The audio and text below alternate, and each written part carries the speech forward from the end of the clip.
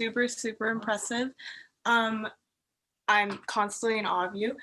I'd like to just note my piece is a program, but I'm doing like 3 chunks of the same source within the program, just shortened together. So if you're like, hey, these are different pieces, that is why. On a cold, wintry day, I woke up at 11 a.m. having spent the previous night Googling black holes. Were Mick Jagger and David Bowie friends? And do I have attention deficit disorder?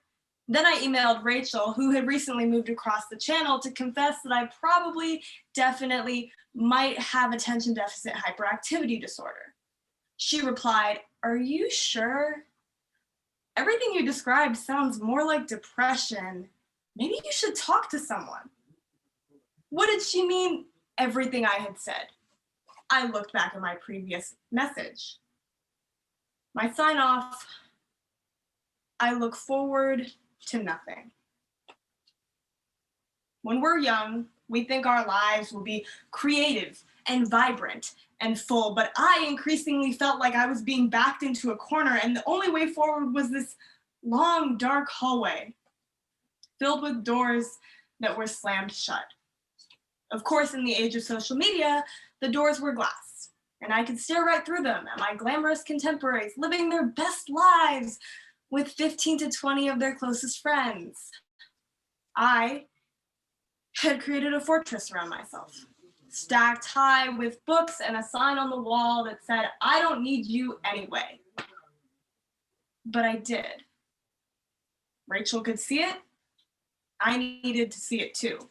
The time had come for me to break out of my increasingly uncomfortable comfort zone. I mean, I wasn't an introvert because I was depressed, nor was I depressed because I was an introvert. I was an introvert who happened to be depressed, but I hated who I had become, and I wanted to start over. Instead, I joined a gym. I was lured in because the gym offered free membership to anyone who took 3 fitness classes a week and won their in-house fitness and weight loss challenge. If I won that free membership, I'd join this group of people who all had their lives together. I'd be fitter and possibly happier. The final weigh-in was 1 week away. The context based solely on percentage lost. And what determines how much we weigh when we really get down to it? Muscle, bone, fat, and water. Another fun fact I came across during one of those late night Googling sprees: boxers and wrestlers regularly drop 10 to 15 pounds in the span of a few days in order to make weight in their categories. It was through them that I found it. The sauna. I mean, I liked saunas. Couldn't a woman just go to the sauna without it being a crime?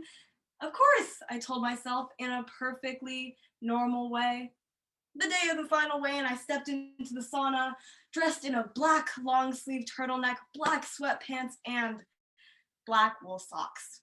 The heat engulfed my body, dressed like a ninja who was really into self-care. But it became unbearable quickly. But I mean, I had already done the hardest part, choosing to be dulcipitous as hell. I told myself, I can do this. I could just sit here and wait it out, close my eyes and be stoic in this heat, like a desert beetle. It was hard to be zen though, because this receptionist kept checking up on me, and she'd open the door, letting out all my hot air, and I'd close it in her face, trying to indicate that we could talk through the glass. We did this a couple times though. She would open the door, I would slam it shut in her face, and then we went back and forth. "What are you doing in there? You're crazy. Take your clothes off." And for me, this is what I want. Leave me alone. She left me in peace. And soon enough, my mouth was parched. But I couldn't drink water because that defeated the whole purpose of being here. So I was just thirsty. I reached for a stack of magazines in the corner to try and distract myself, only to find that they were all about men's fitness.